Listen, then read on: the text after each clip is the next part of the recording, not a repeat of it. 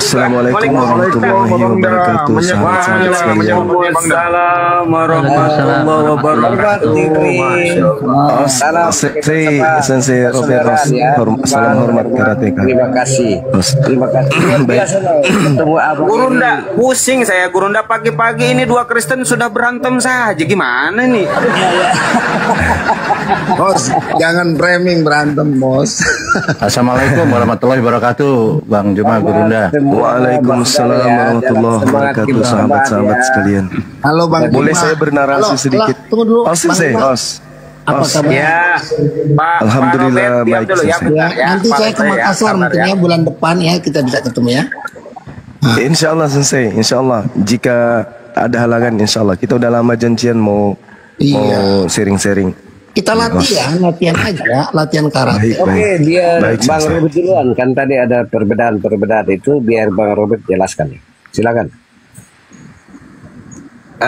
Sebentar Pak Leslie ya. Mungkin ini Bang Zuma mau sedikit dulu memberikan pencerahan. Nanti Pak Leslie atau Pak Robert bisa menanggapi ya. Yang penting Pak Robert sama Pak Leslie jabat tantangan dulu, jangan berkelahi kagak enak masa protes sama protestan. Ada ini dia. Host, jangan Harganya luar biasa. Terima kasih Abang host, aturnya mantap. Ini luar biasa. Sebelum ke Bang Juma, izin sedikit Bang Host, mau laporan sama Bang Juma. Silahkan Pak Ngurasam, silahkan. Aduh Bang Juma, terima kasih ya sudah naik ini. Saya minta maaf ini ada sedikit ribut antara Pendeta Leslie dengan Pendeta Robert ini gara-gara tadi saya membawakan topik masalah Roh Kudus gitu. Jadi maaf ini karena ini bukan kesalahan mereka, tapi saya sendiri yang mengaku salah membawakan topik ini sehingga Roh Kudus yang ada di Pak Robert dengan di Pak Leslie berantem gitu. Dilanjut Pak ini Bang Juma diakurkan. Terima kasih. Ya, bismillahirrahmanirrahim, sahabat. Kebetulan saya waktunya singkat ya. Ada kegiatan di Unhas pagi ini, ada undangan. Jadi berbicara mengenai Allah, berbicara mengenai Roh Kudus, berbicara mengenai pencipta langit dan bumi dalam konsep agama Yahudi. Agama Samawi. Al-Quranul Karim menjelaskan, A'udzubillahi minasyaitonirrajim. Walillahi ma fis samawati wa ma fil ardh. Wa kana Allahu bikulli syai'in muhita. Dan milik Allah lah apa yang ada di langit dan apa yang ada di bumi. Dan Allah meliputi segala sesuatu. Allah meliputi segala sesuatu. Al-Quranul Karim surah Fussilat juga menerangkan, sanurihim ayatina fil afaqa wa fi anfusihim hatta yatabayyana lahum annahul haqqa. Awalam yakfi birabbika annahu ala kulli syai'in syahid. Ayat ini menerangkan bahwa aku Allah, aku Tuhan akan memperlihatkan kepada mereka makhluk, tanda-tanda keberadaan, tanda-tanda kebesaran aku di segenap penjuru alam semesta dan pada diri mereka sendiri. Sehingga jelaslah bagi mereka bahwa Al-Quran itu adalah hak benar. Tidak cukupkah bagi kalian bahwa Tuhanmu menjadi saksi atas segala sesuatu? Jadi Al-Quran menerangkan ketika tadi saya mendengarkan sensei saya dengan saudara saya Bang Leslie ya, menjelaskan apakah di dalam rahim Maria itu juga ada Allah, ada Tuhan pencipta langit dan bumi. Sensei menjawab transenden. Artinya Tuhan itu ada di mana-mana. Sebenarnya bukan objek Tuhannya yang ada di mana-mana, tapi Tuhan itu meliputi segala sesuatu. Artinya apa? Tidak ada sisi dimanapun langit dan bumi dan yang ada di antara keduanya yang lepas daripada pengawasan dan pengaturan Allah. Tapi Allah tidak mensifati makhluk. Sifat makhluk itu seperti Bang Suma ada di Makassar, ada di dalam sebuah rumah, di rumah itu ada kamar, kamarnya ada Bang Suma di dalam. Itu tidak seperti itu Allah itu, Tuhan itu. Tapi Allah meliputi segala-galanya. Makanya di dalam kitabnya saudara kita juga dikatakan Ulangan 44 nomor 6, mohon izin. Beginilah firman Tuhan Raja Penebus Israel, Tuhan semesta alam. Akulah yang terdahulu, akulah yang terkemudian. Tidak ada Tuhan selain daripada aku. Lalu bagaimana dengan Yesus? Yesus ini bukan Tuhan dalam perspektif kacamata dalil. Kalau dalam kacamata iman, Yesus Tuhan bagi saudara-saudara kita Kristen. Kita hargai itu. Kenapa? Di samping Al-Quran menerangkan, juga kitabnya orang Yahudi yang saudara kita Kristen juga pakai, Yesus sendiri menerangkan kalau dirinya bukan bagian daripada Tuhan, bukan Tuhan yang mengambil rupa atau menambahkan wujud atau menambahkan keadaan atau menambahkan rupa. Apa buktinya? Yesus sendiri menerangkan dalam Yohanes 8:42. Saya baca pelan-pelan. Aku keluar, aku datang dari Bapa, dan aku keluar dari Bapa. Aku datang bukan atas kehendakku sendiri. Ini poin. Artinya Yesus sendiri mendudukkan dirinya adalah makhluk yang keluar dari Allah, makhluk yang keluar dari pencipta langit dan bumi. Alam semesta ini keluar dari mana? Alam semesta ini semua keluar dari Allah. Innama amruhu idza arada shay'an ayyakula lahu kun fayakun. Semua kita berasal dan keluar dari Allah. Semua ciptaan. Tak ada sesuatu pun di luar Tuhan, itu bukan dari Tuhan. Semua dari Tuhan.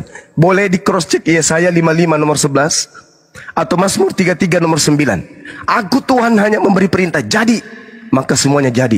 Aku hanya memberikan perkataan, jadi maka semuanya ada. Itu dalil. Sama seperti Al-Quran. Sehingga Yesus ada bukan atas kehendaknya sendiri. Seketika kun fayakun, Maria hamil, maka dia hamil. Lahirkan seorang laki-laki untukku bernama Yesus. Lahir.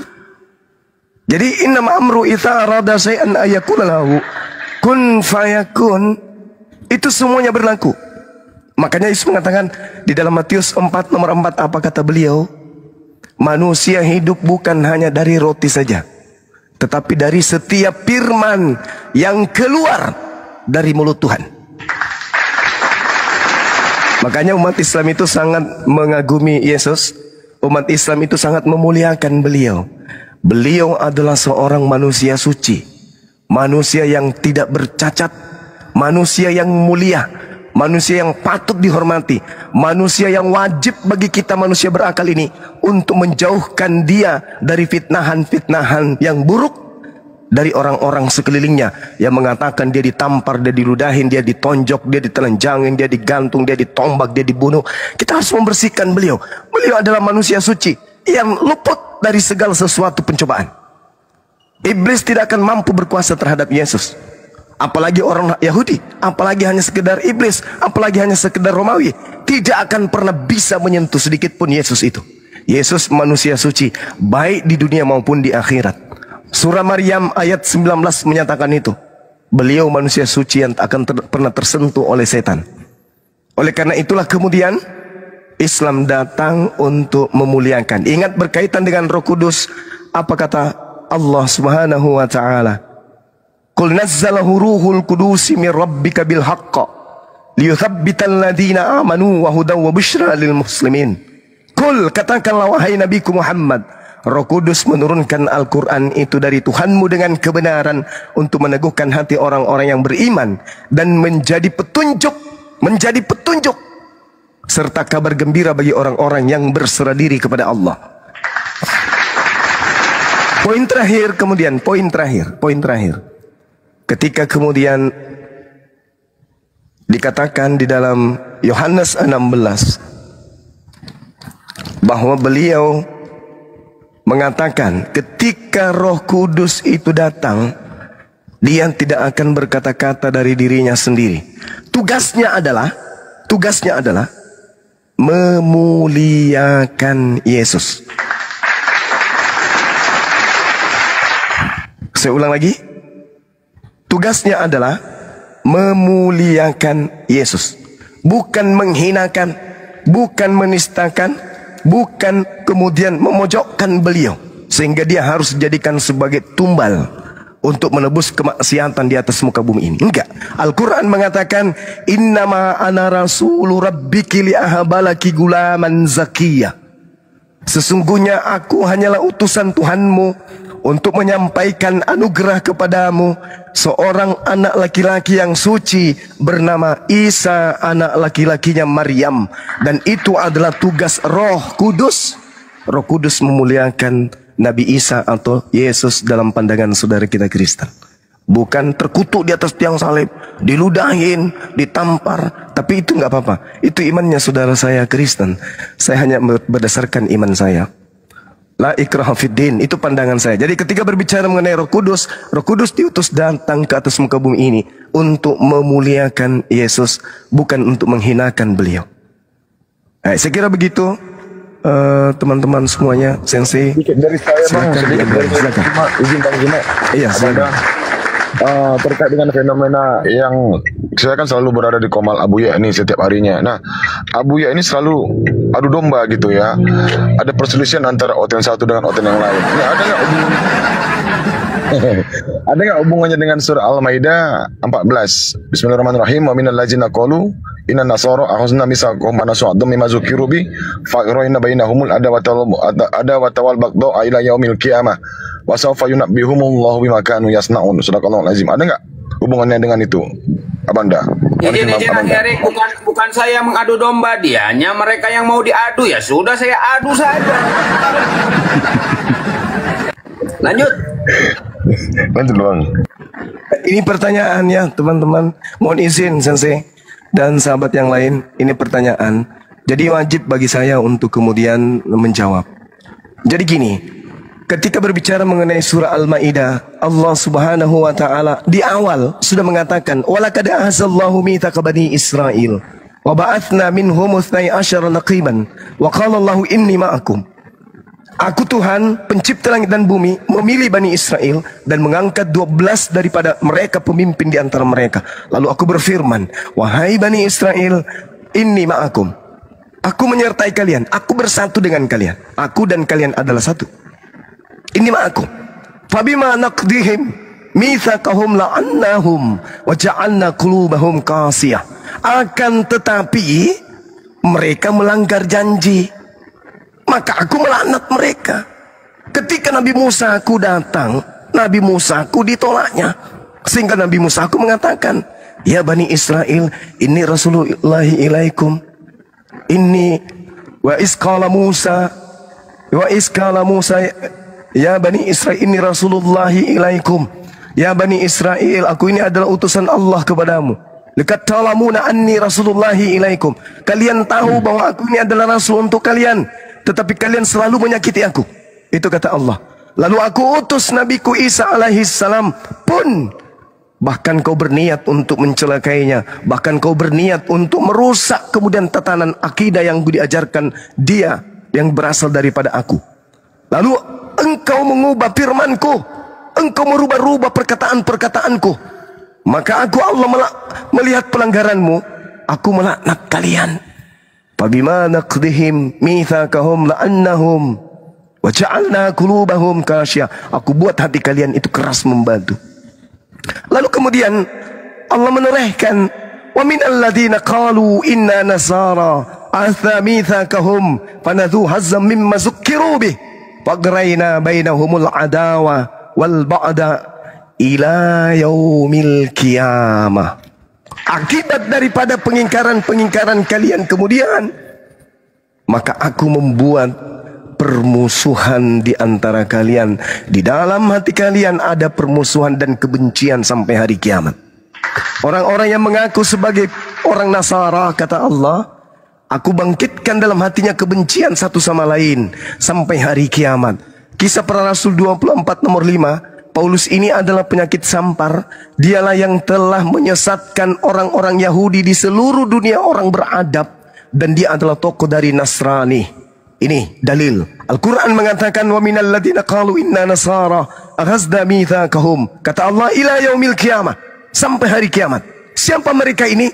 Mereka yang berkata, laqad kafara alladzina qalu inna Allahu wal masihu ibnu Maryam. Qul faman yamliku minallahi syai'a in arada ayyuhlikal masih ibn Maryam wa ummuh wa man fil ardi jami'a. Apa kata Allah? Kafirlah orang yang berkata Nabi Isa, orang yang lahir tanpa ayah itu adalah Tuhan selain daripada aku. Kata Allah kemudian, siapa yang bisa menghalang-halangiku? Faman yamliku minallahi syai'a. Siapa yang bisa menghalangiku ketika aku hendak membunuh, membinasakan Isa, membinasakan Yesus beserta ibunya, bahkan membunuh seluruh manusia yang berada di bumi? Siapa yang berhak untuk melarang aku? Walillahi mulkus samawati wal ard wa ma bainahuma yakhluqu ma yasha wallahu ala kulli syai'in qadir. Milikkulah kerajaan langit, milikkulah kerajaan bumi dan apa yang ada di antara keduanya. Aku menciptakan apa yang aku kehendaki dan aku maha kuasa atas segala sesuatu. Jadi itu betul. Sudah 2000 tahun, sudah 2000 tahun. Hati mereka saling membenci satu sama lain. Itu fakta real. Itu fakta real. Nabi Muhammad kalau ini bukan wahyu dari langit, tahu dari mana keadaannya akan seperti ini? Karena ini wahyu dari Sang Yang Maha Melihat.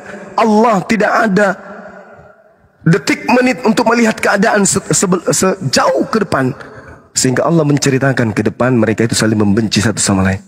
Ini yang ditorehkan dalam Al-Quran. Maaf kepanjangan, ini adalah hak saudara kita untuk saat ini untuk menjelaskan. Silakan. Luar biasa. Mungkin dari Pak Leslie dulu ya. Pak Leslie, silakan Pak Leslie. Tapi saya harap narasinya jangan terlalu panjang. Kalau ingin menanggapi, jangan lupa pakai data ya. Biar nanti Pak Robert juga kebagian waktunya ya. Pak Leslie, silakan Pak Leslie dulu, silakan Pak.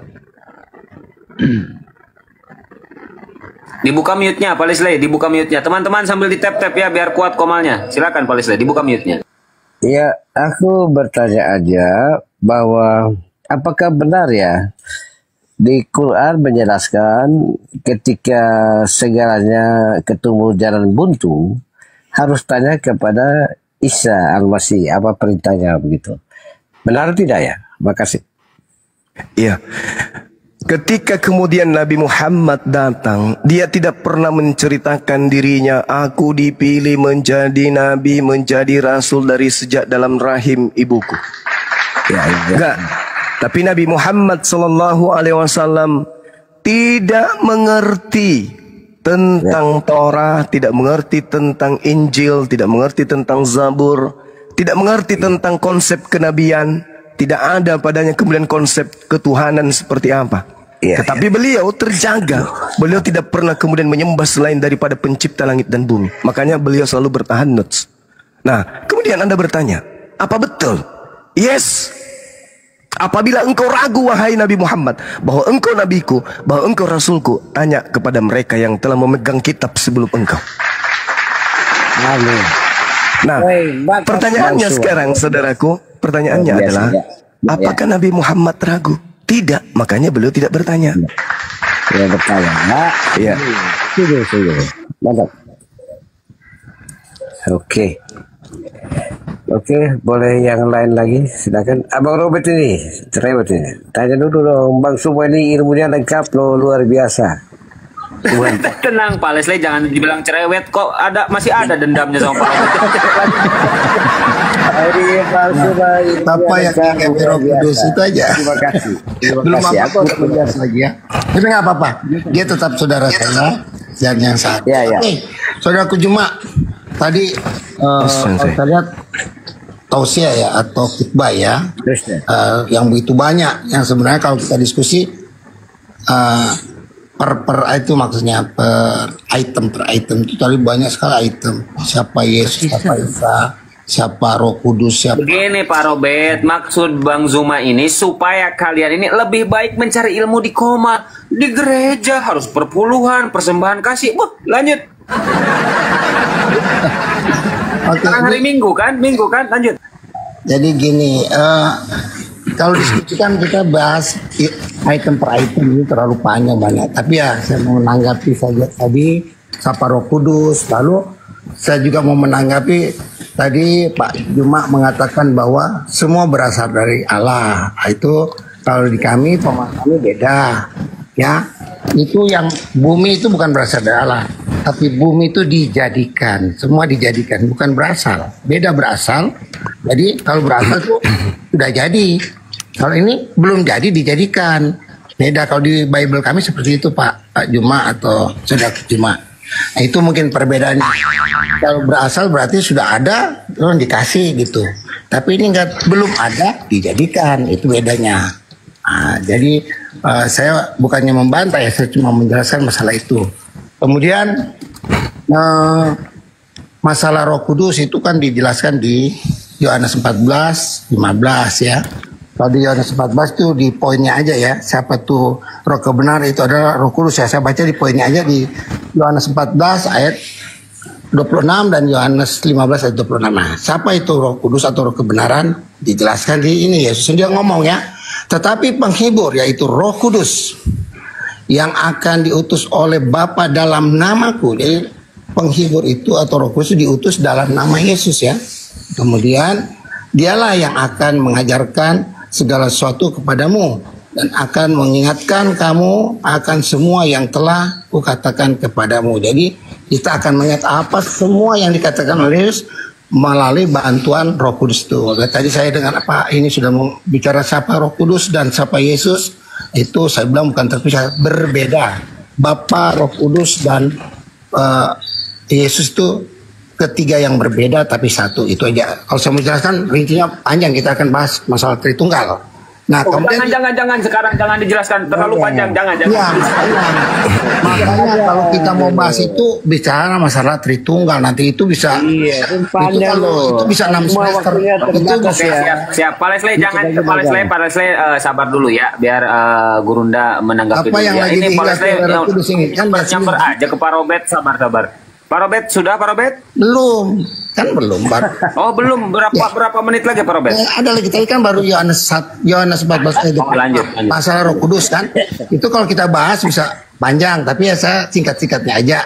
Dan masalah Roh Kudus ini bisa 6 semester kalau kita jelaskan, tapi ya yang singkat aja. 6 semester lanjut ya 6 semester. Panjang lah kira-kira.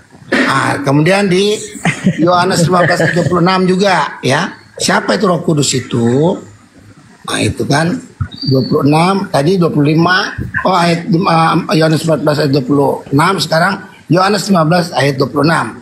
Nah, dia bilang Yesus yang bicara, jikalau penghibur yang akan kuutus, yaitu penghibur yang tadi kan Roh Kudus. Jikalau penghibur yang akan kuutus dari Bapa, jadi yang mengutus Roh penghibur itu dari Bapa datang, yaitu Roh Kudus atau Roh kebenaran yang keluar dari Bapa, ia akan bersaksi tentang aku. Itu kan. Jadi Roh Kudus itu diutus oleh Yesus. Nah, gitu. Ini di 26. Kesimpulannya di situ. Jadi kalau bicara Roh Kudus itu singkatnya aja, poinnya aja. Kalau kita mau bahas panjang, tapi ya itu saya bisa kasih jawab karena ini singkat-singkat aja. Cuma waktunya singkat. Itu aja. Jadi poinnya ada di Yohanes 14 ayat 26 dan Yohanes 15 juga. Oke, siap Pak Robert, terima kasih. Fadol Gurunda, Fadol. Pak Leslie sabar dulu ya. Silakan Gurunda, Fadol. Ya, baik. Oke, baik. Nah, yang pertama ketika Sensei mengatakan bahwasanya dijadikan tidak berasal, itu coba kita lihat di dalam Roma 11:36. Allah menciptakan segala sesuatu, semuanya berasal dari Allah dan untuk Allah. Itu di dalam Roma 11. Itu yang pertama. Kemudian yang kedua terkait dengan Roh Kudus. Kalau di Islam, tadi saya sudah menjelaskan, di Islam qul nazzalahu ruhul qudusi mir rabbik bil haqq. Roh Kudus menurunkan Al-Qur'an. Dari Al-Quran inilah kemudian seluruh manusia mengetahui tentang keadilan, hukum-hukum, dan penginsapan dunia akan dosa. Bagaimana cara kita berperilaku, bagaimana kita berhubungan dengan pencipta kita, bagaimana kita kemudian berhubungan dengan sesama makhluk, itu semuanya diurai di dalam Al-Quranul Karim. Sementara ciri daripada Roh Kudus yang Yesus nubuatkan datang setelahnya adalah mengajarkan tentang segala sesuatu. Ini kalau saudara Kristen saya tanya, bagaimana proses pembagian harta warisan di dalam Kristen? Syarat sah nikah di dalam Kristen. Bagaimana proses pembayaran hutang bagi orang yang meninggalkan hutang? Bagaimana kemudian cara memperjuangkan hak satu negara di dalam Kristen? Bagaimana hukum militer, hukum pendidikan, dan seterusnya, hukum ekonomi, dan seterusnya. Sedangkan Yesus berkata, masih banyak hal yang ingin aku ajarkan kepadamu, tapi kamu belum sanggup untuk menanggungnya. Yang akan mengajarinya semua itu adalah Roh Kudus. Lalu kita tanya, saudaraku yang punya Roh Kudus, apa yang diajarkan engkau tentang pembagian harta warisan? Sepi, senyap. Itu yang pertama. Kemudian yang kedua, Roh Kudus ketika ia datang tidak berkata-kata dari dirinya. Jadi dia bukan Tuhan. Apa yang dikatakan adalah apa yang didengarkan. Berarti dia rasul, dia utusan. Bukan Tuhan, gugur. Yang ketiga, ketika dibacakan Yohanes 16, yang kuutus, lalu dipahami seakan-akan yang mengutus ini adalah Yesus. Bukan begitu, Sensei. Izinkan saya menjelaskan. Ketika saya sebagai seorang gubernur, di atas saya masih ada presiden, di bawah saya atau setelah saya ada bupati.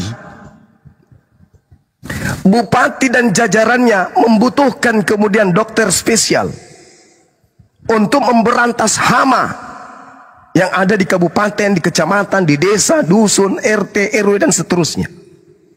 Maka kemudian saya sebagai gubernur minta kepada presiden, Bapak Presiden, tolong utus dokter ahli hama spesial untuk saya utus ke kabupaten.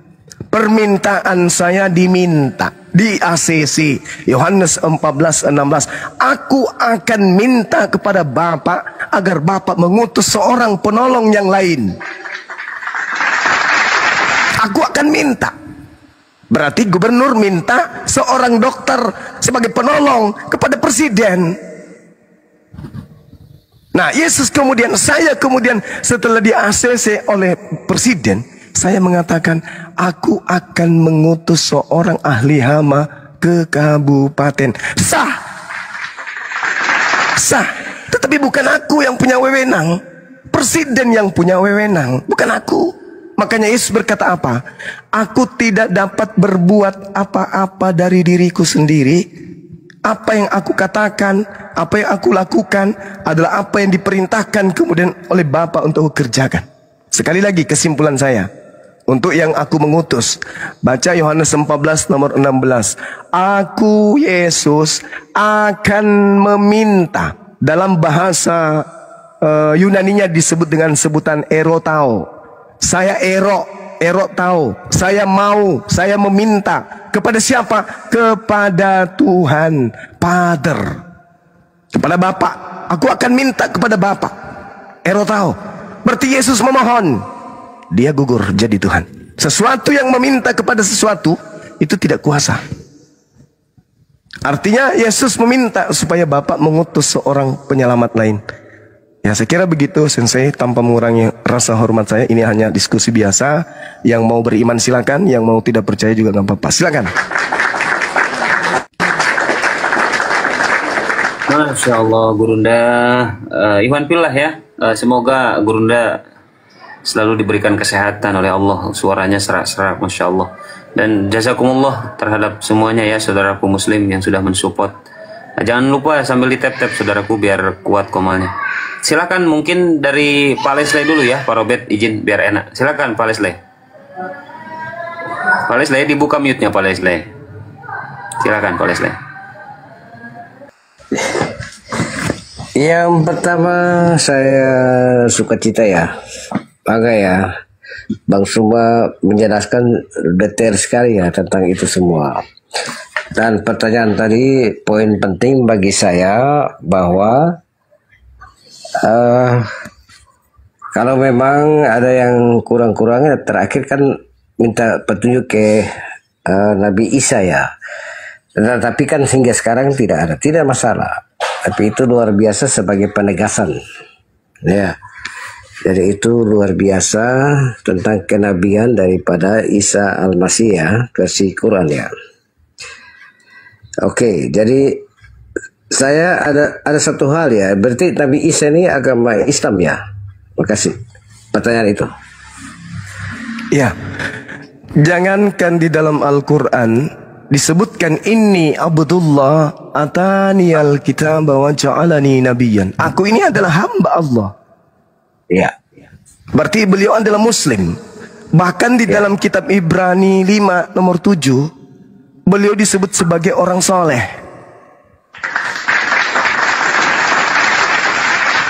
Yohanes 14:31 dunia harus tahu bahwa aku senantiasa mengasihi, mentaati Allah, mentaati Bapa katanya. Dan aku senantiasa melakukan apa yang diperintahkan Bapa kepadaku. Muslim dia bang. Dia adalah orang yang taat kepada perintah Tuhannya. Demikian. Oke. Mantap ya. Bang semua, mungkin satu pertanyaan lagi ya. Artinya saya pernah bertanya kepada salah satu dosen di Turki ya, Istanbul ya. Agama Islam dari Malaysia, doktor ya, filsafat Islam. Aku bertanya bahwa sekarang bahwa kenyataan di dunia ini kan begitu banyak pilihan ya. Tapi saya tidak tahu jumlahnya sebesar apa ya. Sebenarnya arah kita kemana ya? Kalau pilihan Tuhan Allah untuk Islam, Yahudi maupun Kristen satu, hanya mungkin jalan kita berbeda. Jadi abang itu menjawab ya, Dr. Bakir ya, di roomnya Kang Tobi, dia menjelaskan bahwa kalau dari segi agama itu kan 4.200 lebih, belum denomnya itu kan 1 juta lebih. Tapi dia menjelaskan netral bahwa ujungnya terkait dengan kepada Allah itu sendiri. Jalan kita soalnya begini loh, ujungnya begitu, tapi jalannya ini kita sering jadi perdebatan antara kita ya. Ya ini lebih banyak kalau di Indonesia ya antara Muslim dan Kristen perdebatan, bukan dengan Hindu atau Buddha. Jadi mohon penjelasan. Tapi waktu itu ada beberapa ustadz yang banyak dalam room itu, lebih banyak berarti tapi tenggelam, jawabannya hilang ya, kabur. Oke, makasih. Oke, baik. Terima kasih bang. Jadi kalau ditanya mengenai banyaknya kelompok, banyaknya keyakinan, maka iman orang Hindu punya, iman orang Katolik, iman orang Protestan, orang Buddha, bahkan ateis pun punya kepercayaan. Jadi kita semua memiliki iman. Kristen punya iman, Hindu punya iman, Buddha punya iman, Islam punya iman. Tapi apa yang menjadi tolak ukur membenarkan iman tersebut? Siapa iman yang paling benar di antara iman yang ada? Kristen mengatakan iman yang paling betul. Yahudi juga mengatakan demikian. Buddha juga mengatakan, Hindu juga mengatakan, Islam pun demikian. Apa tolak ukurnya kemudian mengatakan iman kita yang paling benar? Cuman satu. Apa itu? Akal. Iman tanpa akal bonyok. Iman tanpa akal buta. Iman tanpa akal bahlul. Semua orang bisa beriman, semua orang bisa percaya. Bahkan tong sampah pun bisa dituhankan kalau hanya modal dogma dan doktrin. Jadi tolak ukurnya akal. Makanya Al-Quran mengatakan, wa man huwa qanitun ana al-laili sakhidan wa qa'iman yahzarul akhirah wa yarju rahmata rabbi qul hal yastawil ladzina ya'lamuna wal ladzina la ya'lamun innama yatazakkaru ulul albab. Semua sudah ditorehkan, zaman demi zaman, masa demi masa, temuan demi temuan, objek demi objek, semua sudah diungkap oleh Tuhan. Apalagi kita yang hidup di zaman modern sekarang ini, semuanya, apapun yang kita minta, semuanya bisa kita lihat. Bahkan untuk mendapatkan sesuatu, tinggal ngetik di HP, semuanya bisa ada. Lalu apa yang menjadi tolak ukur kebenaran yang ada di antara kita semua? Kata Al-Quran, innama yatazakkaru ulul albab. Sebenarnya hanya orang yang berakal sehat yang dapat menerima pelajaran yang betul. Hanya orang yang berakal sehat yang bisa sampai kepada iman yang betul. Makanya Yesus berkata apa? Kasihilah Tuhanmu dengan apa? Dengan akal budi. Tak ada Yesus pernah berpesan kasihi Tuhanmu dengan iman. Tak ada. Karena akal yang betul akan sampai kepada iman yang betul. Akal yang rusak tidak akan sampai kepada iman yang betul. Makanya tolak ukur ketika kita ke pasar, memilih pakaian yang akan kita beli, bukan mata saja yang kita jadikan sebagai acuan untuk memfilter. Yang kita pakai akal. Ini bagus, ini cantik, tapi ukuran untuk anak SMA. Begitu juga makanan. Ketika kita ke restoran, bukan cuma mata dan selera aja yang kita jadikan tolak ukuran, tetapi yang kita pakai adalah akal. Kelihatannya bagus, bentuknya cantik, warnanya bagus, tapi itu makanan untuk anjing, untuk kucing, untuk ayam, bukan untuk kita manusia. Maka tolak ukurnya untuk memilih mana benar dan mana yang tidak benar adalah akal. Begitu juga ketika kita berbicara tentang agama. Agama yang benar adalah agama yang berkesinambungan antara prosesi ibadahnya, Tuhannya, nabinya, kitabnya, rentetan syariatnya, tidak bertentangan dengan akal sehat. Jika ada keyakinan, ada agama, meskipun dipenuhi oleh semua manusia untuk memeluk agama tersebut, tapi kalau kitab sucinya, Tuhannya, pembawa agamanya bertentangan dengan kodrat kemanusiaan kita, maka itu tertolak demi kebenaran. Tapi lagi-lagi saya katakan, la ikraha fiddin. Dalam Islam tak ada paksaan. Innama yatazakkaru ulul albab. Hanya orang yang menggunakan akal sehat yang bisa menerima pelajaran yang Bang Suma sampaikan. Saya kira demikian sahabat.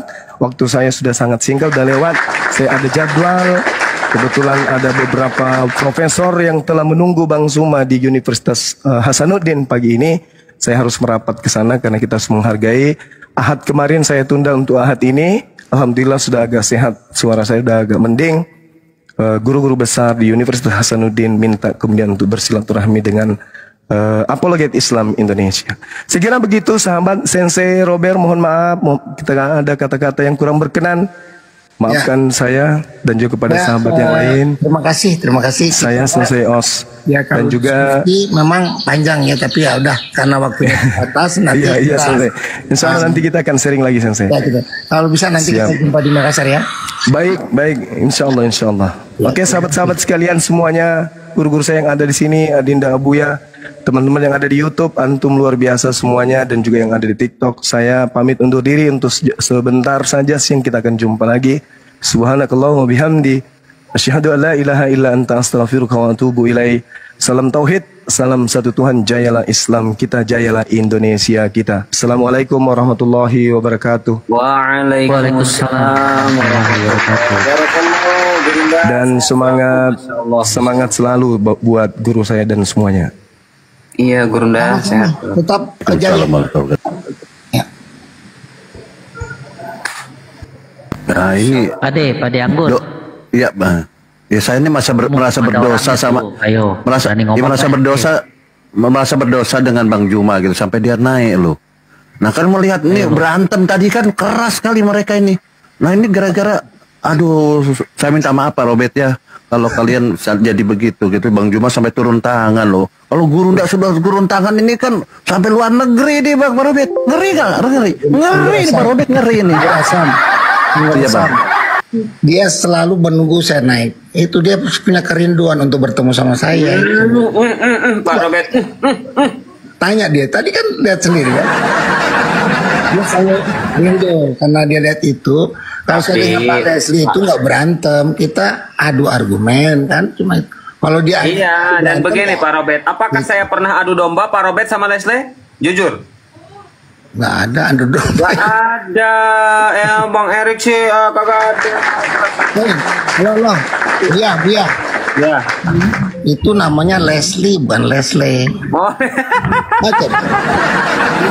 Tapi dia diam aja dipanggil Leslie. Bang Erik framing, framing. Dan tadi panggilnya Leslie kalau saya baca di sini Leslie ya. Iya. Jadi tadi saya dari dulu tuh kalau saya naik pasti Bang Juma mau ikut itu ya. Sebenarnya banyak yang saya mau tanggapi. Kalau saya mau tanggapi item per item panjang kan, dia karena begitu singkat.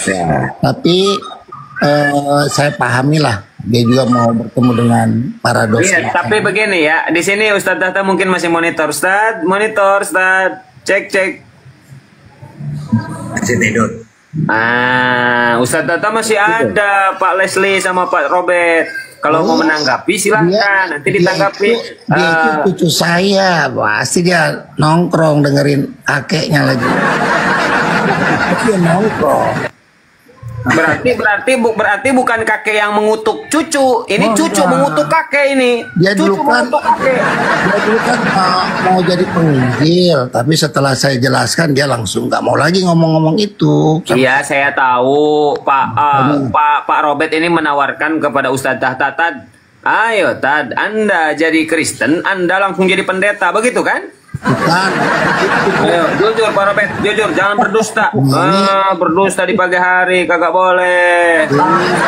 Iya, saya luruskan lagi tuh. Saya difitnah lagi tuh. Kan yang saya bilang selalu sama dia. Gimana? Suatu saat Anda akan menjadi pendeta. Itu doa saya. Suatu saat Ustadz Tahta akan menjadi pendeta. Itu yang inilah kakek yang terkutuk. Ustadz Tahta ini kakek yang terkutuk. Dia nggak berani bilang saya. Dia itu yang baik. Jangan bilang terkutuk dong. Gak usah. Ayo bertengkar lagi pagi-pagi. Ayo bertengkar lagi. Fokus lagi sama Ustadz Tahta ya. Fokus sama Ustadz Tahta. Pak Robert, karena Pak Robert menganggap Ustadz Tahta cucu, harusnya Pak Robert ini mendengarkan apa kata cucunya. Bener gak? Oh, saya sering dengar kok. Oke, siap. Kata Ustadz Tahta, Tuhan itu ada berapa Pak Robert? Kata Ustadz Tahta, Tuhan itu satu. Tuhan Pak Robert ada berapa? Ya satu. Kagak jujur. Gak suka saya Pak Robert ini.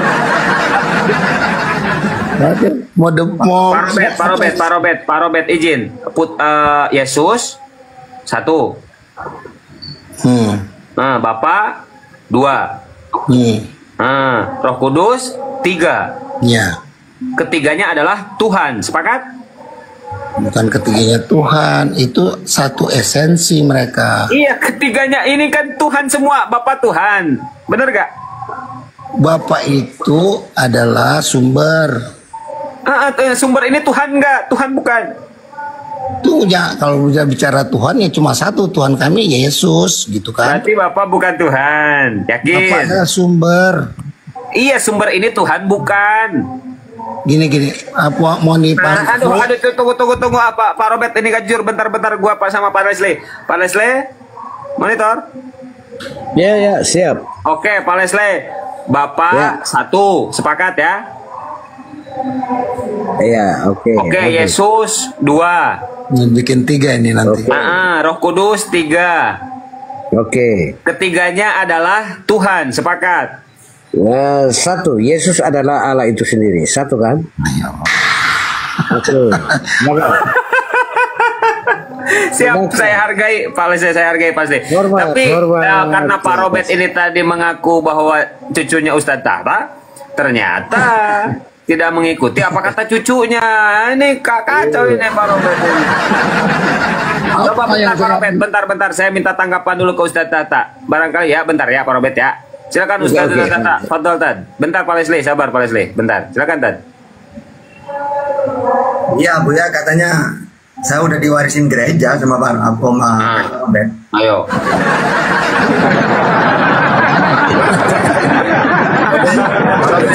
Pak Robert, tatap mata saya Pak Robert. Kasih kesempatan dia ngomong dong, jangan di ini dong. Kasih kesempatan dia ngomong. Silakan Ustadz Tahta, silakan Tad. Betul Tad. Ya makanya tak aja dialog terus, siapa nanti yang menyerah gitu. Gak pernah mau ya kakek ini. Takut ya.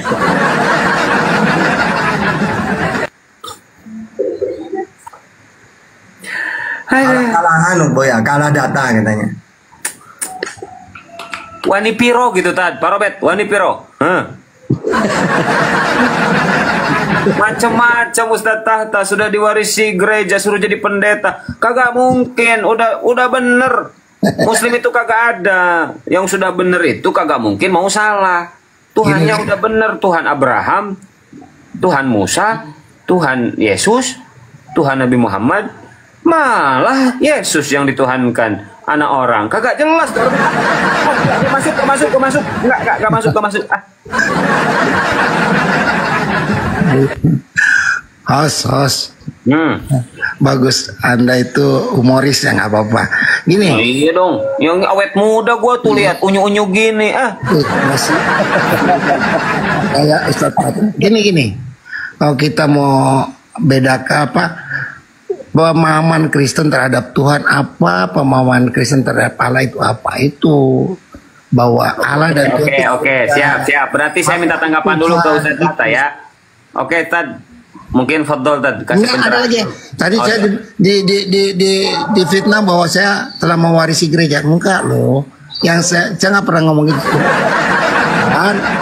Atau harapan saya Ustaz Tahta nanti satu waktu menjadi pendeta. Nah, apa itu gereja? Gereja akan kita jelasin lagi. Gereja itu adalah Parobet. Jangan bilang-bilang ya. Kita bisik-bising aja ya, bisik-bisik. Parobet, kalau Ustaz Tahta jadi pendeta langsung kaya ya, Parobet, perpuluhan. Wah, ngeri ya? Belum tentu. Oh, belum tentu. Ini jangan kasih tahu siapa-siapa. Kita bising-bising saja ya. Boleh aku tambahkan ya. Perpuluhan ya.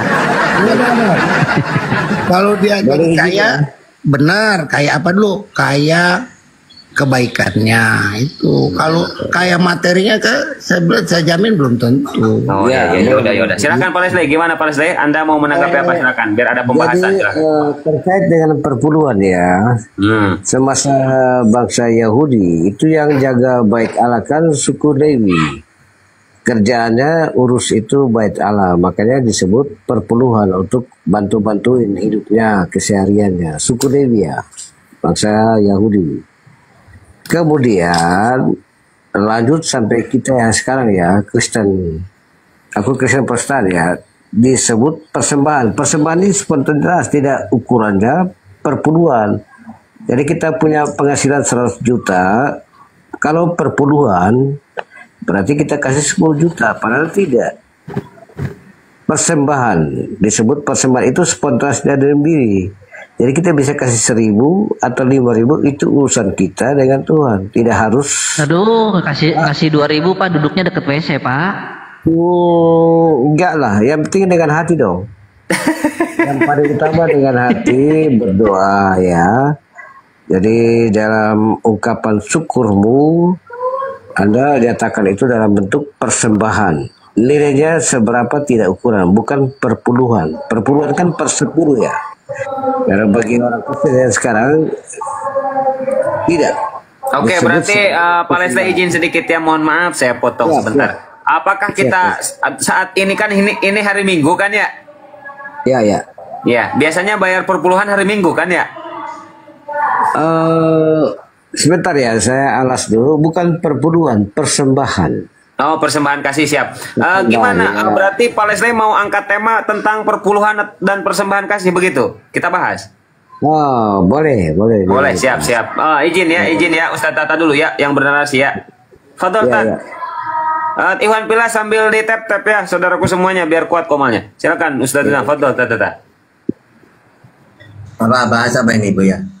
Maunya dia perpuluhan sama persembahan kasih. Iya. Silakan tuh.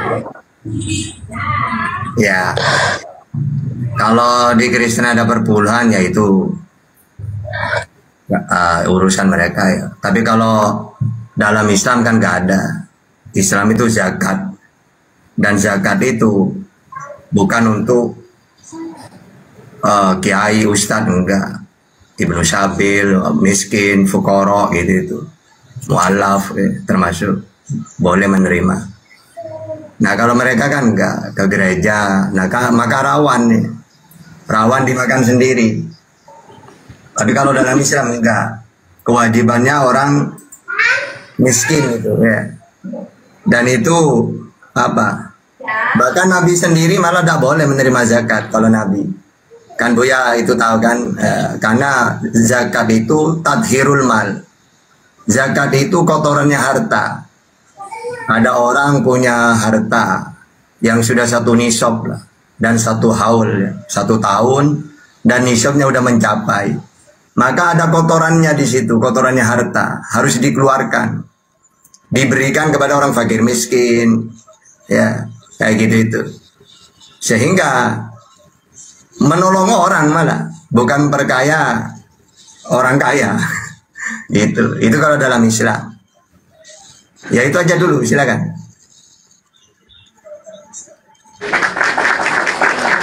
Tapi ini saya mau bertanya dulu ke dua saudara Kristen ya, Bro Leslie sama Bro Robert. Boleh aku dulu? Iya siap Bro Leslie, bentar ya. Kalau di Islam itu jelas tentang zakat itu perintahnya jelas ya, Pak Leslie. Tadi sudah sangat jelas oleh Ustaz Data. Dari kekristenan sendiri tentang perpuluhan atau persembahan kasih itu ada nggak data di Biblos gitu? Silakan. Persembahan ya, kalau yang sekarang persembahan bukan perpuluhan. Bukan perpuluhan ya, persembahan itu kan spontanitas dalam diri kita. Terserah apa mau kasih berapa itu urusanmu ya. Tidak sebut perpuluhan. Kalau perpuluhan ini kan normatif ya, bahwa dapat hasilmu berapa, kasihnya harus perpuluhan, 1/10 dari apa yang kamu dapat. Tapi itu kisah di zaman bangsa Yahudi, karena suku Lewi, orang Yahudi yang jaga bait Allah ya, dikasih perpuluhan untuk menghidupi keluarga suku Lewi itu yang jaga bait Allah. Oke, kemudian dalam perkembangannya umat Kristen itu dijadikan itu bukan perpuluhan tapi persembahan. Tergantung dari diri kita mau kasih berapa, urusanmu dengan Tuhan ya. Dan aku bertanya kembali begini ya, begini di saudaraku di umat Muslim bahwa tentang persembahan ya atau apa ya, semacam apa nggak tahu ya, tapi begini ya, semakin orang yang punya duit banyak bisa memberi lebih dari itu luar biasa, dia mendapat tempat khusus, sementara orang yang kurang-kurang tempatnya di mana, itu aku bertanya. Makasih. Ya, Pak Leslie. Ya. Pak Leslie lupa bahwa di Efesus 2 nomor 15 di situ dikatakan sebab dengan matinya ya sebagai manusia maka telah batallah hukum Taurat. Berarti sudah nggak dipakai, seharusnya perpuluhan itu sudah nggak dipakai. Oh ya, oke. Tapi aku bertanya bukan ke situ ya. Aku bertanya ya. Jadi kan dengan matinya Yesus di tiang salib itu kan dikatakan begini, maka batallah hukum Taurat kan begitu. Ya kan, makan babi sudah boleh. Makan ini, makan itu semua sudah boleh. Tapi kenapa perpuluhan nggak dibatalkan? Itu yang jadi pertanyaan. Apa karena duit? Tidak, bukan ukurannya duit. Sekarang lalu kenapa? Makan babi batal, toh? Dan hal yang lain sebagainya batal. Tapi kenapa persepuluhan nggak batal? Tadi saya bilang tadi kan, memang itu kan di bangsa Yahudi ketika itu bahwa untuk menghidupi suku Lewi, salah satu keturunan dari Yahudi. Iya, pada zaman itu kan yang diberikan itu kan hasil bumi. Ya, jaga bait hasil Allah. Bumi kan, yang diberikannya hasil bumi kan. Ya. Nah, itu perpuluhan. Nah sekarang kenapa perpuluhan itu diganti dengan uang, bukan hasil bumi? Kalau di gereja kita macam-macam lah, bisa dengan hasil bumi, dengan apa? Artinya kalau pakai hasil bumi nanti pendetanya pulang bawa truk.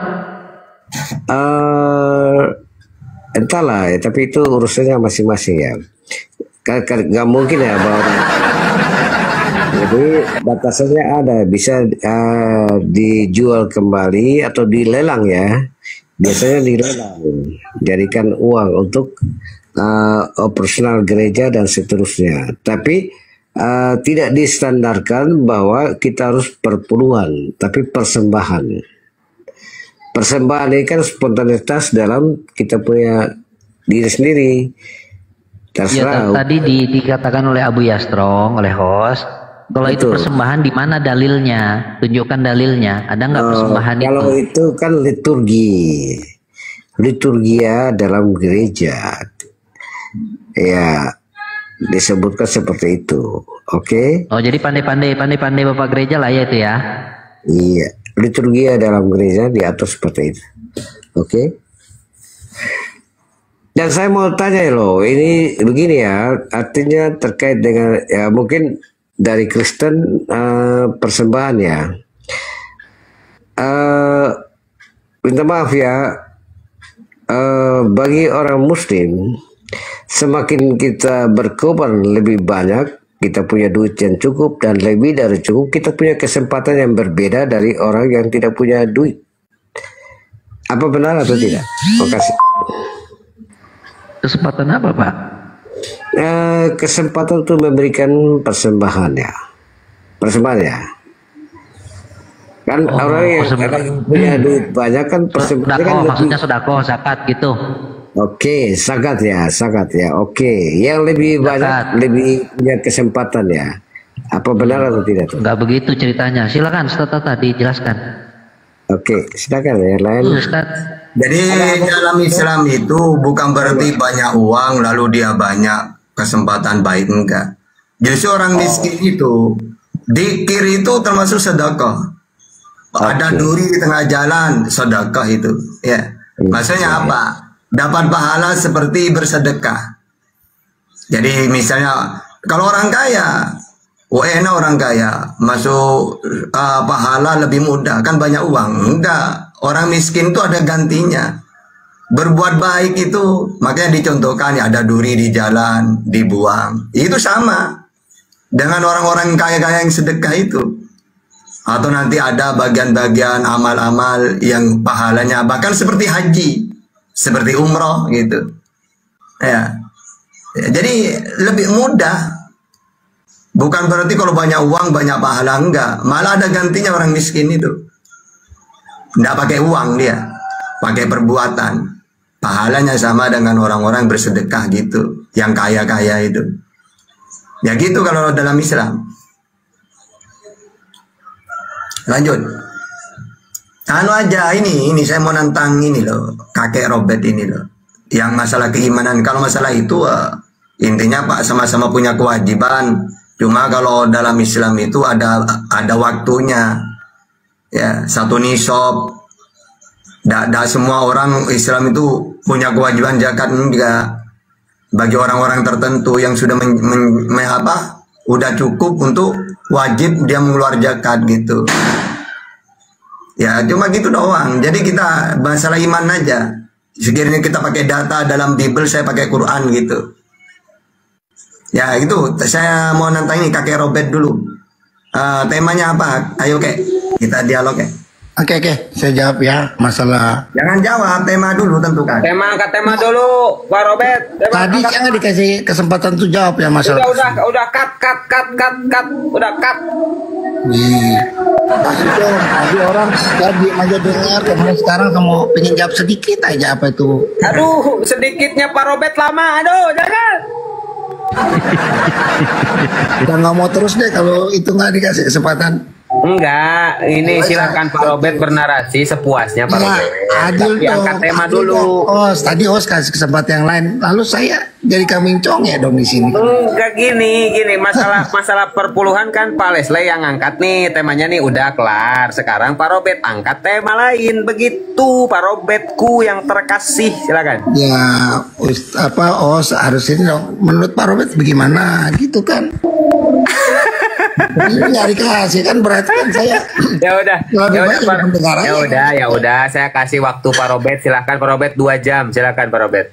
Jangan, menit aja. Jadi yang dimaksud oleh apa itu tadi ada untuk meluruskan apa tuduhan-tuduhan atau anggapannya. Jadi namanya kalau di Kristen itu persembahan syukur ya. Jadi untuk yang perpuluhan nggak ada lagi, itu hanya berlaku pada orang Lewi ya, Itu sudah dijelaskan tadi. Lewi karena mereka tidak mendapat hak untuk warisan tanah atau apa ya. Mereka hanya mengurus bait Allah aja. Sehingga mereka tugasnya hanya melayani. Kemudian orang-orang di luar Lewi itu memberikan persembahan perpuluhan kepada mereka. Nah, kepada kami orang Kristen, persembahan syukur itu ada di Matius 6 ayat 9 ya. Matius 6 ayat 3 ya. Itu jadi kalau kita cara memberi, mempersembahkan. Jadi itu bisa berbentuk uang, bisa berbentuk pengorbanan, bisa berbentuk pelayanan. Itu namanya persembahan. Tapi ya bisa saya kunci bahwa itu ada ayat-ayatnya juga bahwa persembahan itu yang paling sejati. Yesus bilang adalah persembahkanlah dirimu. Persembahkan dirimu maksudnya kita harus suci, kita harus seperti Dia. Maksudnya tidak berbuat yang macam-macam. Itu namanya persembahan yang paling bohong. Pak Robert harus seperti Dia, harus disalib. Pak Robert jangan disalib. Kemudian tadi lagi dibilang bisa dibawa oleh pendeta gini-gini itu persembahan. Kalau kami di Kristen, persembahan yang diberikan oleh jemaat itu diberikan kepada bendahara gereja, bukan kepada pendeta, diberikan kepada bendahara gereja. Bendahara gereja mengelola untuk apa itu? Untuk pelayanan apa? Pelayanan macam banyak sekali itu. Jadi bukan ujuk-ujuk kasih ke pendeta itu persembahan, nggak ada kalau di Protestan kan ya, tidak ada. Nah, jadi itu dan di Katolik mungkin Ortodoks juga bukan seperti itu ya. Jadi semua persembahan itu diserahkan kepada bendahara gereja. Cut. Selesai perpuluhan, kita tutup. Oke, Pak Robert, sepakat? Oke, silakan Pak Robert angkat tema apa yang mau didiskusikan sama Ustaz Tahta. Angkat tema Pak Robert. Yang menarik Pak Robert. Ya, Pak Robert. Saya serahkan sama Ustaz Tahta aja. Pak Robert, kita bising-bising. Pak Robert angkat tema yang Ustaz Tahta tidak bisa menjawab. Ya angkat tema ya. Lanjut Pak Robert. Dia orang cerdas kok, nggak bisa jawab. Pasti dia jawab. Iya, yang paling susah pokoknya. Yang paling susah. Kitab suci. Ya, kalau itu saya serahkan aja sama saya boleh mengajukan temanya. Silakan, Kang Erik, silakan. Yang penting disepakati, silakan Kang. Pak, apa kabar? Temanya Pak Robert dan Pak Lesti. Temanya yang kita angkat itu dari data yang pernah dikatakan Yesus dan itu diabadikan dalam Bible Anda sendiri di Matius 23 nomor 15. Kita buktikan perkataan Yesus. Artinya di situ Yesus mengatakan ahli Taurat dan orang Farisi ini keluar dari Yerusalem lalu melakukan pengajaran yang dimana pengajaran mereka bertentangan dengan ajaran Yesus. Ya, lalu mereka mengajak orang untuk masuk ke dalam ajaran agama mereka. Lalu mereka ini dibuat 2 kali lebih jahat daripada si penyesat. Nah, dari hal ini mungkin kita bisa mentelaah agama yang muncul setelah tiadanya Yesus di muka bumi. Ada 2 aktor atau tokoh terkenal, yaitu tokoh terkenal yang mendirikan agama, yaitu Paulus dan Nabi Muhammad SAW. Boleh kita buktikan dari data tersebut siapakah yang menggenapi di Matius 23 nomor 15. Begitu Ustaz? Cocok Ustaz? Menarik, bagus itu. Gimana Ustaz Tata, sepakat? Gimana Ustaz sepakat? Pak Robert sama lanjut. Pak Robert, sepakat Pak Robert? Oke. Mantap. Sekarang bukan Palesti, ini ahli cinta selawat. Silakan Ustaz. Palesti lagi. Pak Leslie, gimana sepakat Pak Leslie? Buka mute-nya Pak Leslie. Siap. Lanjutkan. Mantap. Lanjut Ustaz. Dan untuk Pak Leslie sama Pak Robert, catat data-data yang disampaikan oleh Ustaz Tahta ya. Catat. Lanjut Tad. Ya, jadi setiap para nabi itu ketika diutus ya, pasti dia nanti mengenalkan, memberi peringatan kepada umatnya. Di antaranya Nabi Muhammad juga gitu. Hati-hati nanti setelah aku pergi, pasti akan ada orang-orang ngaku nabi gitu loh. Beneran itu. Ketika Nabi wafat, muncullah penyesat-penyesat nabi palsu. Namanya Musailamatul Kadzdzab. Ya. Gak enak. Begitu juga siapa? Yesus. Jangan pernah melihat seseorang dari luarnya saja. Ingat, Oke. Nah, begitu juga nabi yang lain, Yesus saya contohkan, pasti berpesan dia supaya nanti umatnya, pengikutnya ini waspada. Misalnya pertama, Matius 7:15 sampai 16. Waspadalah terhadap nabi-nabi palsu yang datang kepadamu dengan menyamar seperti domba, tetapi sesungguhnya mereka adalah serigala yang buas. Dari buahnya lah kamu akan mengenal mereka. Ya. Dapatkah orang memetik buah anggur dari semak duri atau buah ara dari rambut duri? Di sini ada pengertian, intinya gini. Pertama, dia itu bukan Israel, kan Israel domba kan sebutannya. Aku diutus hanya kepada domba-domba yang hilang dari Israel. Berarti domba ini Israel gitu. Dia menyamar seperti domba, padahal dia serigala. Serigala ini sampai sekarang sebutan untuk Roma, ya. Nah, berarti siapa orangnya? Tidak mungkin Nabi Muhammad. Nabi Muhammad tidak pernah mengatakan dirinya orang Roma, ya. Dan tidak pernah ngaku dirinya Yahudi, domba, enggak. Ternyata kalau saya pakai data, Paulus orangnya, karena dia ngaku orang Roma dia. Kisah Para Rasul 22, 25 sampai 27. Ya, di situ ketika dia mau dihukum, ya. Nah, emangnya boleh menghukum orang Romawi? Oh, kamu Romawi ya? Iya, kata Paulus. Ya, berarti dia ya nyamar seperti domba. Yang kedua, pesan Yesus, Matius 16 ayat 6. Yesus berkata kepada mereka, berjaga-jagalah dan waspadalah terhadap ragi orang Farisi dan Saduki. Farisi, siapa yang ngaku Farisi? Nabi Muhammad tidak pernah ngaku orang Farisi. Ternyata Paulus lagi orangnya. Dia ngaku orang Farisi. Kisah Para Rasul 23 ayat 6. Ya. Dan karena ia tahu bahwa sebagai dari mereka itu termasuk golongan orang Saduki dan sebagian termasuk golongan orang Farisi, ia berseru di dalam mahkamah agama itu, katanya, hai, katanya Paulus, saudara-saudaraku, aku adalah orang Farisi. Nabi Muhammad tidak pernah ngaku orang Farisi. Ini ngaku ini. Berarti yang diwaspadai ini kata Yesus itu. Terus kata Yesus, penyesat ini muncul tidak lama lagi. Seperti Nabi Muhammad ya, Nabi Muhammad wafat langsung muncul Musailamatul Kadzdzab. Nah, Yesus juga gitu. Berpesan gitu. Lukas 21 ayat 8. Jawabnya, waspadalah supaya kamu jangan disesatkan, sebab banyak orang akan datang dengan memakai namaku dan berkata akulah dia, dan saatnya sudah dekat. Nabi Muhammad ratusan tahun baru datang, sedangkan pesannya Yesus ini waktunya sudah dekat. Berarti Yesus tidak ada, muncul ini langsung ya. Pak Robert, oke, Om. Nah, jadi dan kedua, dia selalu memakai nama Yesus dan dia memakai namaku. Ya. Nah, siapa? Nabi Muhammad tidak pernah ngaku-ngaku saya adalah dipilih oleh Yesus, gak ada. Nah, kalau Paulus 1 Korintus 1 ayat 1 atau 2 Korintus 1 ayat 1 sampai 2, dia selalu memakai nama Yesus supaya laku ajarannya.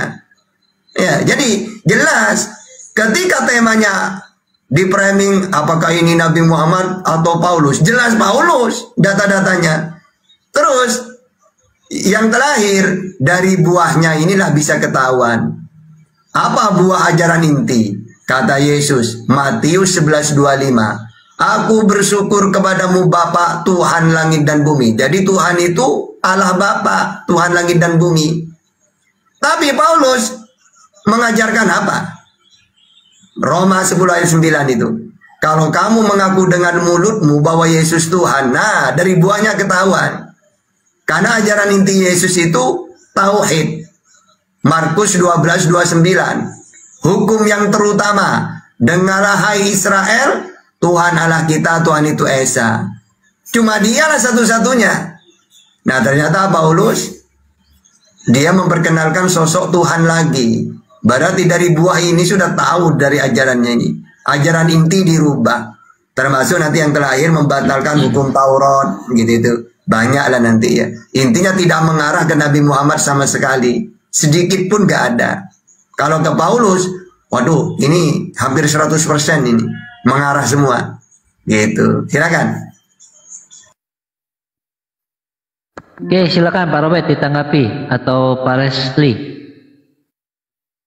Ya Pak Leslie dulu. Pak Leslie silakan ditanggapi Pak Leslie. Pasti jawabannya nggak nyambung. Ayo, Pak Leslie, ayo nyambung ya. Ayo tanggapannya. Ayo. Ya kan, Paro duluan biar aku tinggal lengkapi aja. Udah bisa Nigor ya, silakan bicara. Oke, terima kasih Pak Ustadz Tata. Itu ya saya hargai pendapatmu atau pemahamanmu seperti itu ya. Tapi kami orang-orang Kristen sejati bukan seperti itu pemahamannya tentang Paulus ya. Dan kalau mau baca siapa Paulus itu mulai dari Kisah Para Rasul 9. Sebelumnya memang dia itu anti orang-orang pengikut Yesus ya. Yang disebut orang-orang pengikut Tuhan atau jalan Tuhan. Itu dikejar-kejar malah dibunuh ya. Tapi setelah dia bertemu dengan Yesus mau menuju ke Damsik itu kan, mulai dari situ kita lihat pertobatannya dia itu kan.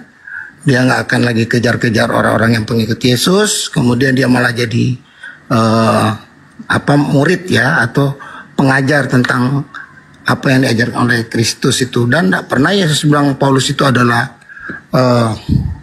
nabi palsu, atau sedangkan dia bukan nabi, dia kan dibilang pesuruh aja ya, atau rasul ya.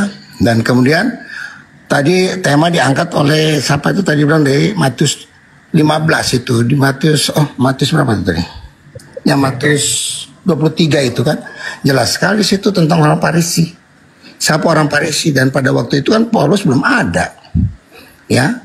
Yang dikecam oleh Yesus habis-habisan itu orang-orang Farisi, yang bukan si Paulus. Memang si Paulus itu, orang Farisi itu kan mereka ahli Taurat, yang Yesus bilang udah menyimpang ajarannya dia itu. Mereka sudah menurut kursi Musa. Jadi ajarannya dia boleh kamu dengar, tapi kelakuannya jangan dilihat. Sebab mereka mengajarkan tentang ini tapi kelakuannya tidak sama. Maka Yesus selalu kecam mereka.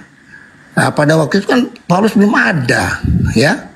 Paulus masih anak kecil mungkin pada waktu itu ya. Nah, tahu dia muncul, dia ngejar-ngejar orang Kristen. Nah, gitu. Jadi kalau itu dituduhkan pada Paulus itu nggak tepat ya. Nah, ada di Kisah Para Rasul Yesus mengutuk atau mengatakan Paulus ini, malah dia dikuatkan oleh pimpinan daripada para murid Yesus, yaitu Petrus. Petrus bilang di 2 Petrus 3 ayat 23 itu, memang kamu akan bingung ajarannya si Paulus. Kalau nggak ngerti pasti kamu akan tersesat. Kamu akan berbalik, apa maksudnya? Sebab dia itu adalah seorang lulusan daripada pengajar masalah Taurat itu apa? Gurunya itu adalah si Gamail itu kan. Gurunya Gamail loh, jangan main-main. Itu ahli kitab itu kan. Nah, dia satu murid yang lulusan terbaik. Kemudian dia adalah seorang sarjana ya. Jadi kalau dia punya tulisan-tulisan memang banyak itu perumpamaan atau banyak majas-majas yang kita nggak paham. Nah dan itu pimpinan daripada murid-murid Yesus atau dibilang Rasul Petrus itu mengaminkan dia dan telah memvalidasi apa yang dia tulis. Semua divalidasi sama Petrus. Dia itu pimpinan yang Yesus bilang dia adalah batu karang itu kan. Si Petrus itu, di atas batu karang ini aku dirikan gerejaku. Nah, itu Yesus bilang ke Petrus. Pimpinan daripada, dia adalah soko guru. Si Petrus itu soko guru ya. Dia, Yohanes dan Yakobus. Mereka disebut soko guru. Jadi kalau dibilang itu Paulus itu difitnahkan seperti itu ya, kami dari orang Kristen belum pernah mendapatkan itu. Dan bukan saja Paulus yang mengatakan Yesus Tuhan, itu para murid loh sebut dia Tuhan ya. Jadi bukan ujuk-ujuk si Paulus ini mengatakan. Jadi itu jadi ada suara nih, ada halo, ada suara yang masuk ya. Nah jadi kira-kira gitu. Jadi abaikan itu ambulan lewat Pak Robert, abaikan. Iya ya, kita kan lagi diskusi sopan dan ringan. Iya itu, ambulan ya. dulu, ganggu aja lanjut Pak Robert. Kelilaan. Kita kan lagi diskusi bermartabat, kalau begitu kan nggak elok kan. Saya sangat menghormati yang ada di sini, apalagi Ustadz Tata itu cucu saya kan. Nah, jadi apa yang dia bilang Paulus bertentangan sama Yesus, ya itu menurut kami keliru ya. Saya nggak bilang salah, itu keliru. Dan tidak ada Yesus, coba cari ayat Yesus mengutuk si Paulus. Yang dikutuk atau yang dicerca atau yang terus sama ditegur oleh Yesus itu orang ahli Farisi, begitu. Ahli Farisi itu ahli mereka memahami Taurat, menguasai Taurat tapi tidak memahami. Mereka memberikan mereka memberikan orang-orang itu beban yang berat, mereka sendiri tidur saja. Firman Tuhan mereka tidak jalani. Maka Yesus bilang kepada mereka, kepada orang-orang Israel, pengajarannya dia boleh kalian terima, boleh kamu dengar, tapi caranya dia atau kelakuannya dia atau attitude-nya mereka jangan kau ikuti. Mereka seperti kuburan yang dilabur putih itu. Jadi mukanya aja kelihatan suci, ternyata hatinya bobrok. Nah, kan baca terus itu Matius 23 itu terus tuh. Baru kita paham siapa yang dimaksud oleh Yesus, yang dia kecam terus itu. Dikecam terus sama Yesus. Itu yang dimaksud adalah orang-orang Farisi seangkatan Yesus. Kalau itu siapa si Paulus ini kan dia setelah Yesus kan. Nah, jadi kira-kira begitu. Ya, apalagi? Boleh? Mungkin ada beberapa poin yang sebelum nggak ini yang saya lihat. Udah kek, nggak pakai data. Leslie, Bang Leslie. Kalau aku prinsipnya kalau Paulus itu sebelumnya kan Saulus. Saulus itu ketika itu kan orang Farisi, keturunan Yahudi.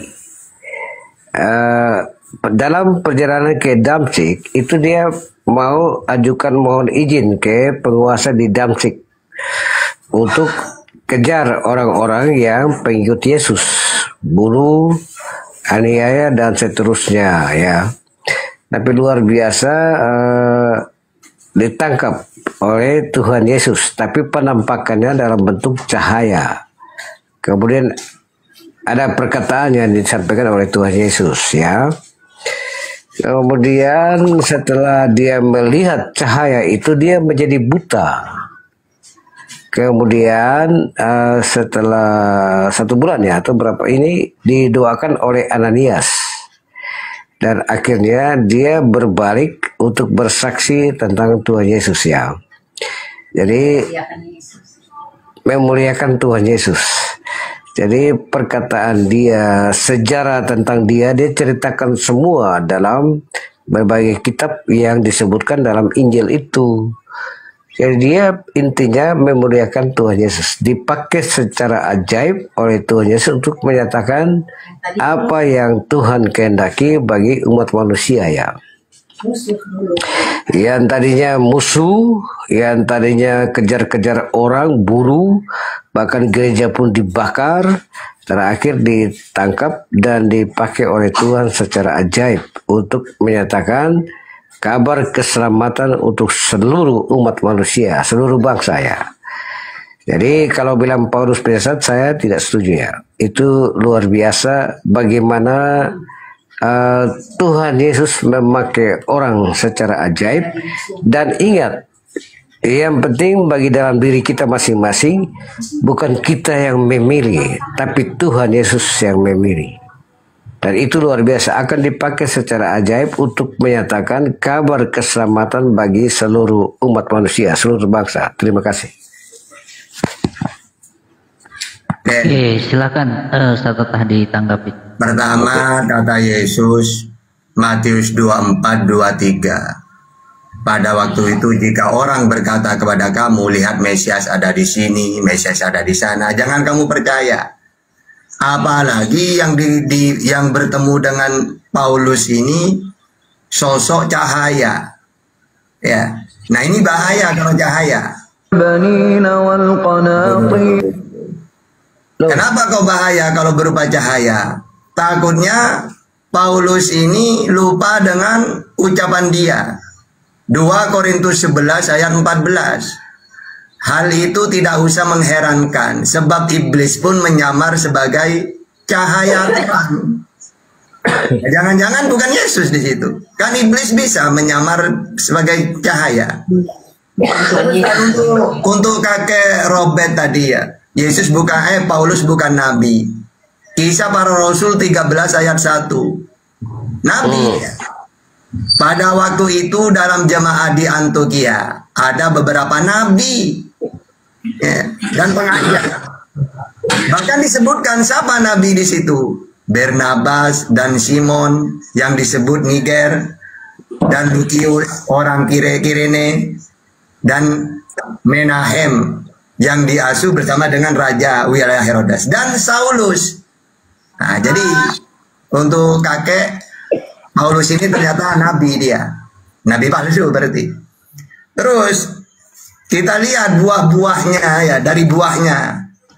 Orang itu menilai, itu kan kata Yesus, lihatlah buahnya.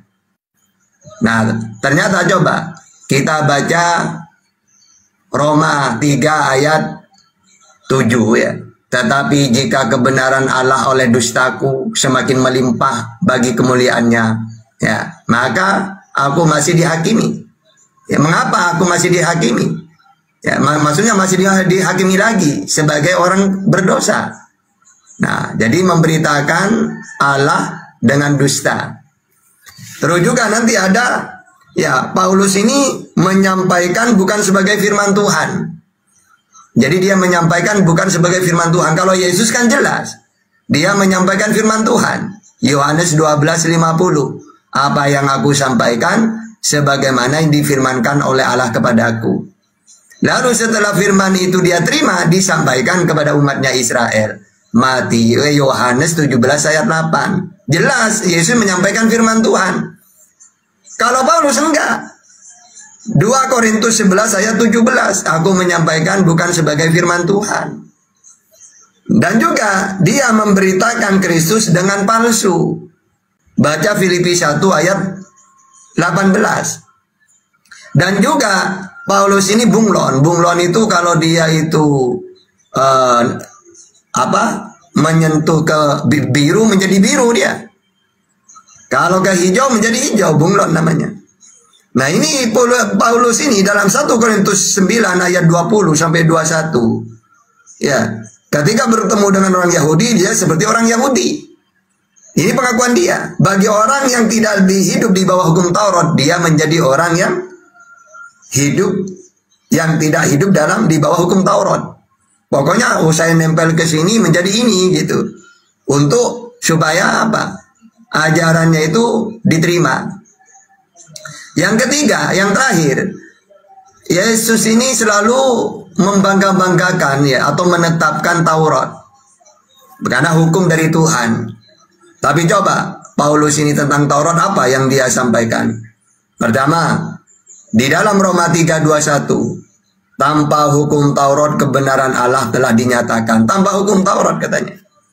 Ada juga dalam Roma 3:28, manusia dibenarkan karena iman, bukan karena melakukan hukum Taurat. Padahal hukum Taurat ini perintah dari Tuhan. Yesus sendiri satu iota pun tidak pernah mau menghilangkan itu. Bahkan di dalam Roma 4:15, Taurat membangkitkan murka katanya. Nah, ini kan luar biasa ini. Juga di dalam Ibrani 7 ayat 19, ya, hukum Taurat sama sekali tidak membawa kesempurnaan. Yang terakhir itu di dalam Galatia 3 ayat 11. Di hadapan Allah hukum Taurat tidak dibenarkan sama sekali. Nah, ini kan luar biasa ya, penyimpangan-penyimpangan kayak gini nih. Seakan-akan dia ingin menandingi ya. Berbeda banget lah dengan ajaran Yesus gitu. Kalau kita teliti tentang data-data yang ditulis oleh Paulus ini, gitu ya.